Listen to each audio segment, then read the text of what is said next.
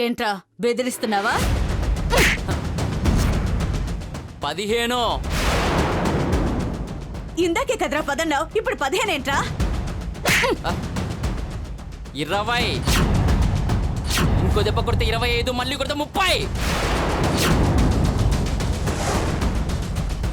డబ్బు రెడీ చేసుకొని ఫోన్ చేయండి, వచ్చి సైలెంట్గా తీసుకెళ్తాను. లేదంటే పోలీసులు సైరన్తో వచ్చి మిమ్మల్ని తీసుకెళ్తారు. బాయ్. ఒరేయ్,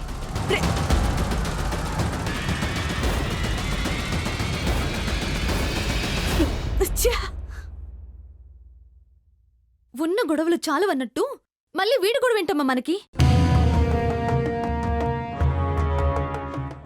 ఒకవేళ మనం వాడు అడిగిన డబ్బు ఇచ్చినా కామ్గా ఉంటాడని గ్యారంటీ ఏంటి?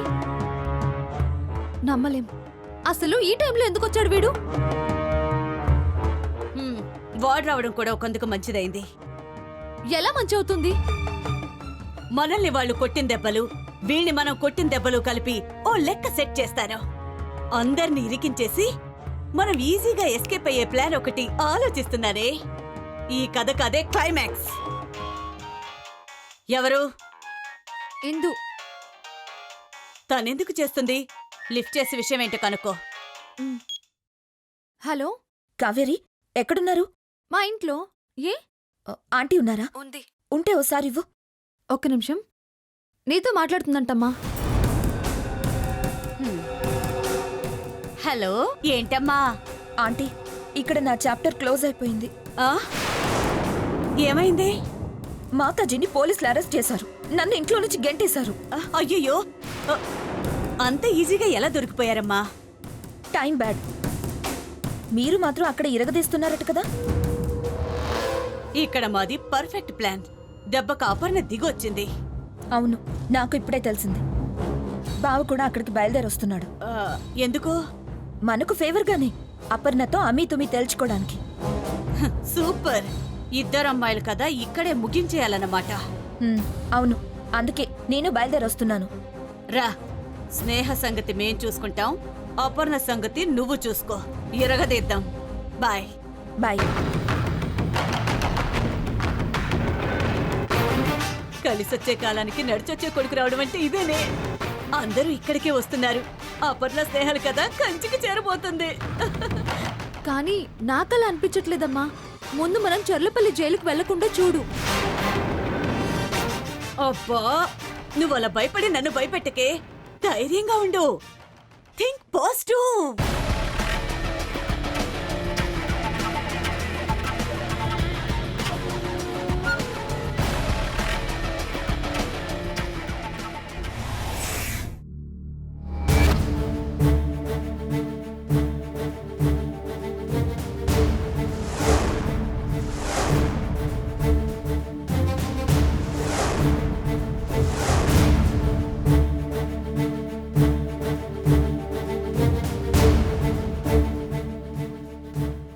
ఒకప్పుడు న్యాయం కోసం ఊరంతా ఈ ఇంటి వైపు చూసేది. ఇప్పుడు ఈ ఇల్లే ఊరిని న్యాయం అడగాల్సిన పరిస్థితి వచ్చింది. ఓడలు బళ్ళవుతాయి, బళ్ళు ఓడలవుతాయి ప్రెసిడెంట్ గారు. ప్రస్తుతం మా పరిస్థితి అలాగే ఉంది. 10 మందికి మంచి చెడు చెప్పే మమ్మల్నే దోషుల్ని చేశారు. తలెత్తుకుని తిరిగే మమ్మల్నే వేలెత్తి చూపుతున్నారు. మంచికి పోతే చెడెదురైందని సాయం చేసిన మనిషినే ఈ సన్ చేశారు. ఇల్లు నమ్మించి మోసం చేశారు. జాలిపడి ఆశ్రయం ఇస్తే తిన్నింటి వాసాలు లెక్క పెట్టారు. ఈ ఇంటి అన్నం తిన్న విశ్వాసం కూడా లేకుండా నిందలు వేస్తున్నారు. ఈ ఇంటిని నిట్ట నిలువుగా చీల్చాలని చూస్తున్నారు. ప్రెసిడెంట్ గారు, మాటలన్నీ వాళ్ళవేనా, లేక మమ్మల్ని మాట్లాడిచ్చేదేమన్నా ఉందా? ఏం మాట్లాడతావు? మీరు అసలు మనుషులేనా, ఆడవాళ్లేనా? చూసారా ప్రెసిడెంట్ గారు, మీ ముందే మమ్మల్ని ఎలా తిడుతుందో? మిమ్మల్ని తిట్టడం కాదు, నరికి చంపినా తప్పులేదు. పరువు గౌరవాలతో బతుకుతున్న మమ్మల్ని ఇలా బజార్కి ఇడ్చి మానసికంగా ఎప్పుడో చంపేశారు. ఇప్పుడు కొత్తగా ఏం చంపుతారు? బజార్కి ఇడ్చింది ఎవరు? పరువు గౌరవం మర్యాద లేకుండా ప్రవర్తించింది ఎవరు? అసలు ఆ మాటకు అర్థం తెలుసా మీకు? డబ్బు కోసం ఎంత నీచానికైనా దిగజారే మీరా పరువు మర్యాదల గురించి మాట్లాడేది? చూడండి, ఎవరికి ఉండాల్సింది వాళ్లకుంటుంది. మేము న్యాయం కోసం ఈ పంచాయతీ పెట్టించమన్నాం కానీ మీతో మాటలు పడ్డానికి కాదు. ఏంటి నీకు జరగాల్సిన న్యాయం? ప్రెసిడెంట్ గారు, మీకు జరిగిందంతా తెలుసు. స్నేహ పెళ్లికి ముందు గోకుల్ని ప్రేమించిన మాట వాస్తవమే. కానీ ఆ రోజు గోకుల్ పెళ్లికి మొహం చాటేయడం మూలంగా నాయుడు బావ మా స్నేహ మెళ్ళో తాళి కట్టాడు. తన మెళ్ళో తాళి పడ్డ క్షణం నుంచి స్నేహ నాయుడు బావని ఇష్టపడ్డం మొదలుపెట్టింది. నాయుడు బావకు చిన్నప్పటి నుంచి స్నేహ అంటే ప్రేమ, ప్రాణం.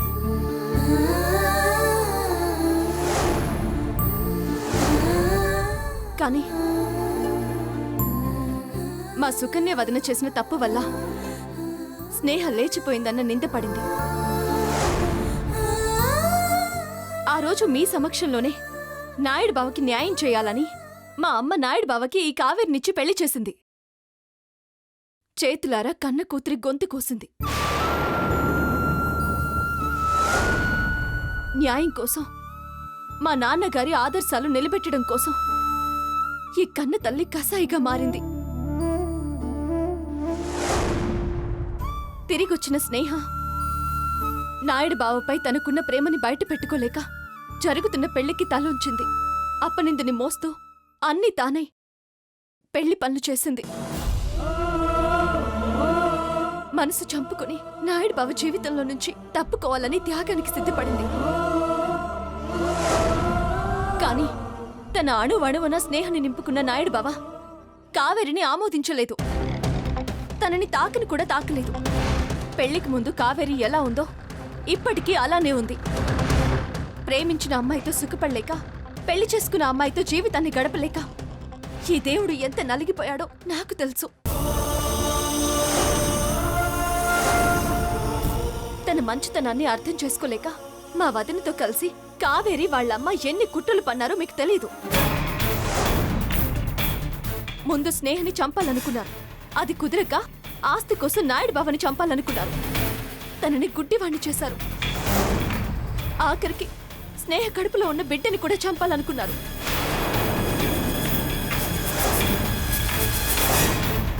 ఎన్నో తప్పులు చేసిన నేరస్తులు వీళ్ళు. ఈ రాజావారి వంశానికి మచ్చ తేవడానికి వచ్చిన వాళ్ళు. వీళ్ళాగడాలు భరించలేక కావేరికి విడాకులిప్పిస్తామని చెప్పాం. అడిగినంత భరణం కూడా ఇస్తామని చెప్పాం. అయినా కూడా కుట్రలు పన్నారు. అందుకే ఇంటి నుంచి పంపించేశాం. ఈ ఊరు నుంచి వెళ్ళిపోమన్నా. కానీ ఇలా ఇంటి మీదకు రాళ్లు విసురుతూ ఇక్కడే ఉండిపోతారనుకోలేదు. అయ్యిందా? ఇంకా ఏమైనా ఉందా? నువ్వు వెళ్ళేసినా మేమింకా ఈ ఊళ్ళో ఎందుకున్నావో నీకు తెలీదా? ఈ ఊరు నుంచి వెళ్తుంటే మమ్మల్ని ఈ ఊర్లోనే పెట్టిందెవరో తెలీదా నీకు? ప్రెసిడెంట్ గారు, వాళ్ళు చెప్పింది విన్నారు. ఇప్పుడు మేం చెప్పింది కూడా వినండి. ఆ స్నేహను నాయుడు బావ ఎంతగా ప్రేమించాడో నాకు తెలీదు. వాళ్ళ మధ్య ఏం జరిగిందో కూడా నాకు తెలీదు. కానీ ఇప్పుడు నాయుడు బావ నా కూతుర్ని ప్రేమిస్తున్నాడు. అబద్ధం.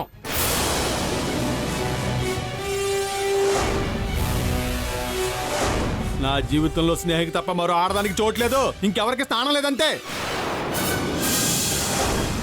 మరి నన్ను ఈ ఊళ్ళోనే ఎందుకు పెట్టావు నాయుడు బావా? అర్ధరాత్రి అపరాత్రి అని చూడకుండా మా అవసరాలు ఎందుకు తీర్చావు? నేను అడగగానే నగలు డబ్బులు ఎందుకు ఇచ్చావు? చీరలు ఎందుకు కొనిపెట్టావు? అది నువ్వు నా స్నేహ ప్రాణాలు కాపాడావన్న అపోహతో చేశాను. నువ్వు ప్రేమించినోడికి నిన్నిచ్చి పెళ్లి చేయాలని చేశాను. 4 గోడల మధ్య ఓ మాట, నలుగురిలో ఓ మాట మాట్లాడుకున్నాడు బావా. నువ్వు నా కూతుర్ని ప్రేమించడం నిజం. నువ్వు దాంతో రహస్యంగా కాపురం చేయడం నిజం. దాన్ని తల్లించేయడం కూడా నిజం. ఇప్పుడు ఆ రహస్యాలన్నీ బయటపడేసరికి మాట మారుస్తున్నావు. ఎవడ మాట మార్చేదే? ఈ నాయుడు బాబు ప్రాణం పోయిన మాట మార్చడం, మాట తప్పడం. మరిప్పుడు నువ్వు చేస్తోందేంటి నాయుడు బావా? నన్ను ప్రేమిస్తున్నానని చెప్పావు. మన సుఖంగా ఉండాలని చెప్పావు. స్నేహ కడుపులో పెరుగుతున్న బిడ్డ నీ బిడ్డ కాదు అన్నావు. నీ బిడ్డ నా కడుపులో పెరగాలన్నావు. అందుకేగా నన్ను తల్లించేశావు. కావేరే,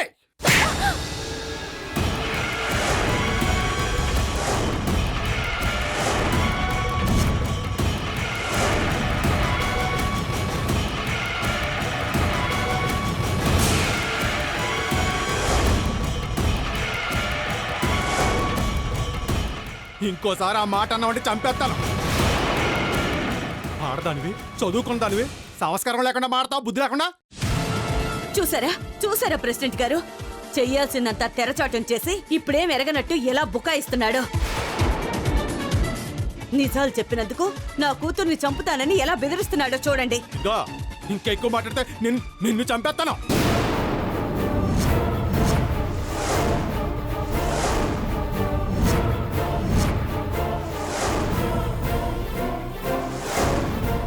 నాయుడు బావా, ఏంటి ఆడవాళ్ళ మీద చేయెత్తుతావా? ఈ ఇల్లు ఆడలేండి బాబాయ్, తాటకి సోర్పణకలు వీళ్ళిద్దరం. రాజావారి మీద బురద చల్లడానికి వచ్చిన రాక్షసులు ఇల్లు. వీళ్ళ మీద చెయ్యెత్తడం కదా బాబాయ్, చంపిన పాపం లేదు. మగదిక్కు లేని ఆడవాళ్ళమని ఎలా అంటున్నాడో చూడండి ప్రెసిడెంట్ గారు, మీరే మాకు న్యాయం చేయాలి. నా కోసమే ఈ నాయుడు బావ స్నేహకు విడాకులిచ్చాడు. అందుకే ఈ విడాకుల పత్రాలే సాక్ష్యం. తనకి సొంత బిడ్డ కావాలని నన్ను తల్లించేశాడు.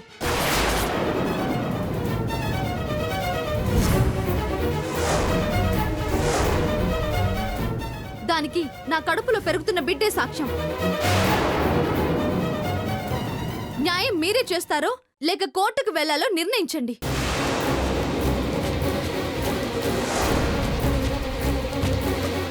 నీకు దిక్కున్న చోటికి వెళ్ళు. 4 అబద్ధాలు చెప్పి 2 దొంగ సాక్ష్యాలు చూపిస్తే గెలుస్తాననుకుంటున్నావా? అయితే మేం చేయాల్సిందేదో చేస్తాం. తర్వాత ఎవరు బాధపడ్డా మాకు సంబంధం లేదు. బాధపడాల్సిందెవరో పశ్చాత్తాపడాల్సిందెవరో ఆ భగవంతుడే నిర్ణయిస్తాడు. ఏం చేసుకుంటారో చేసుకోండి. ప్రెసిడెంట్ గారు, మీ నిర్ణయం కూడా ఇదేనా? వీళ్ళు తప్పు చేశారని మీరు తప్పు చేశారని వీళ్ళు అంటున్నారు. సమస్యను ఈ పంచాయతీలో తీర్చుకోవడం కంటే మీకు సమ్మతమైన చోటే పరిష్కారం చేసుకోవడం మంచిదని మాకు అనిపిస్తుంది. అయితే జరగబోయే పరిణామాలకు సిద్ధంగా ఉండమని చెప్పండి.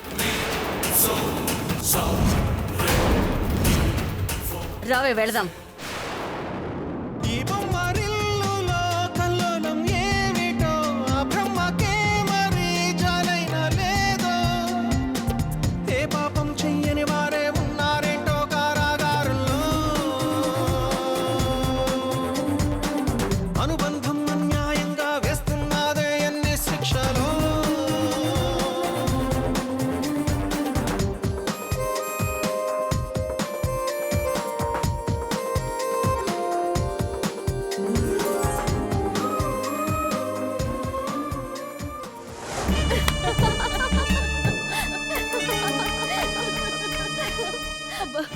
అబ్బా, అనుకున్నట్టే వాళ్ళు మన బోన్లో పడ్డారు.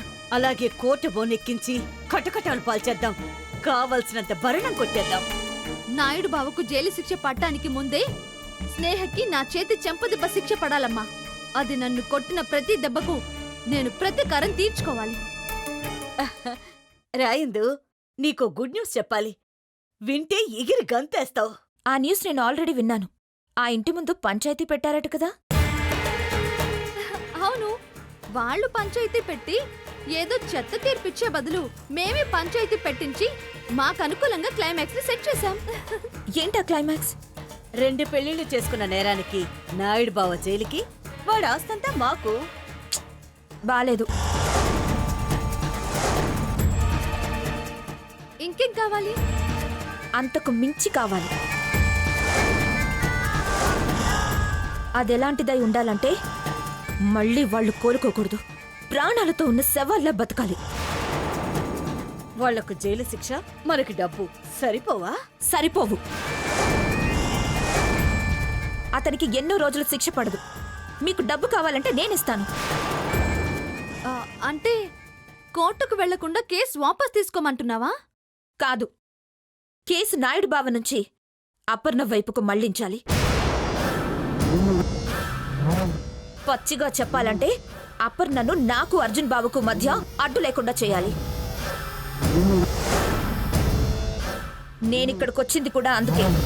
స్నేహపై మీరు పగ తీర్చుకోండి, అపర్ణపై నేను ప్రతీకారం తీర్చుకుంటాను. కానీ ఈ కేసులో అపర్ణనెలా? ఈ కేసులో కాదు, ఇంకో కేసు, కొత్త కేసు. ఇప్పటికిప్పుడు కొత్త కేసు అంటే? కమాన్ కావేరి, మంచి పని చేయడానికి సమయం కావాలి గాని క్రైమ్ చేయడానికి కారణం అక్కర్లేదు. కానీ ఏ ప్లాను లేకుండా ఎలాగమ్మా? ప్లాన్ ఉంది, ఆలోచించి రెడీగా ఉంచుకున్నాను. వింటారా?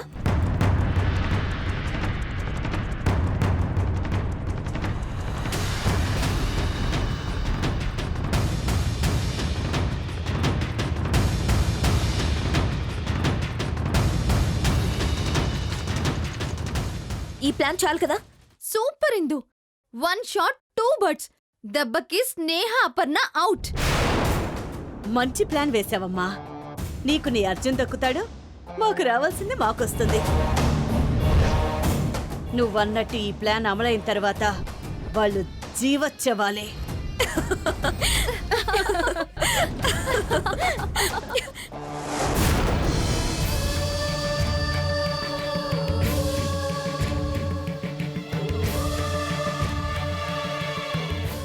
ఇదంతా నా చావుకొచ్చింది. నేను చనిపోవడమే ఈ సమస్యకు పరిష్కారం. చచ్చేం సాధిస్తావే? బ్రతుకుండి మాత్రం ఏ ప్రయోజనం అక్క? ఒక ఆడది నలుగురిలోకి వచ్చి సిగ్గు విడిచి మాట్లాడుతుందంటే ఆ మాటల్లో ఎంతో కొత్త నిజం ఉండకపోదు. అంటే ఎన్నరా అంటే నన్ను అనుమానిస్తున్నావు నువ్వు? ఆ నీతి లేనో లేదో నా మీద నిందలేస్తే అవి నమ్మి నన్ను అనుమానిస్తావా? నా ప్రాణం పోయి నేను తప్పు చేయను స్నేహ. ఇదిగో నా కంటంలో ప్రాణం ఉండగా ఇంకో ఆడదాన్ని కన్నెత్తి కూడా చూడండి నేను. మరెందుకు వాళ్ళ మానాన వాళ్ళని వెళ్ళనివ్వక ఈ ఊళ్ళోనే పెట్టావు? వాళ్ళ అవసరాలు ఎందుకు తీర్చావు? వాళ్ళకి నగలు డబ్బులు ఎందుకు ఇచ్చావు? ఈ ప్రశ్నలే నాయుడు బావా నిన్ను దోషం చేస్తున్నాయి. నువ్విచ్చే జవాబులే స్నేహ కన్నీళ్లకు సమాధానాలు. గాలి కోసం తలుపు తీసినప్పుడు గాలితో పాటు దుమ్ము ధూళి కూడా వస్తాయని నేను ఊహించకపోవటం నేను చేసిన తప్పతే. వాళ్ళు చెప్పినవన్నీ అబద్ధాలని తెలియక నిజమని నమ్మి వాళ్ళకి సాయం చేయాలనుకోవటం నేను చేసిన నేరం. వాళ్ళ మాటలు నమ్మి వాళ్ళకి సాయం చేస్తూ ఊపిలో కూరుకుపోయాను. ఇప్పుడు ఊపిరి ఆడట్లేదు. దీనికి పరిష్కారం నా సావే అయితే నేను ఆనందంగా చచ్చిపోతాను అత్తయ్య. అంతేగాని నన్ను తప్పుడు మనిషిగా మాత్రం చూడొద్దు. నాయుడు బావా, అవునా పన్న, అవును. ఈ ఇల్లు దేవాలయం అనుకున్నాను. రాజవారు నా దైవం అనుకున్నాను. స్నేహ నా ప్రాణం అనుకున్నాను. వీటన్నిటికీ నా వల్ల చెడ్డ పేరు వస్తుంది అనుకుంటే అది నాతోనే పోనివ్వండి.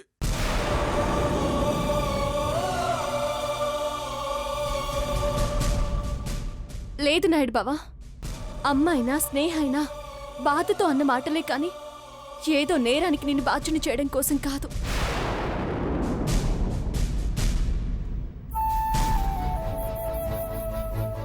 స్నేహ, అమ్మ నాన్న తర్వాత అంతగా మన గురించి ఆలోచించేవారెవరైనా ఉన్నారంటే అది నాయుడు బావ మాత్రమే.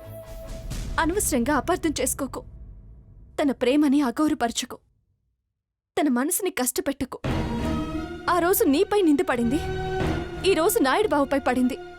అవి నిందలే, నిజాలు కావు. ప్రేమించిన మనిషిని అర్థం చేసుకోవడంలో ఉన్న ఆనందం మరి దేంట్లోనూ లేదు స్నేహ.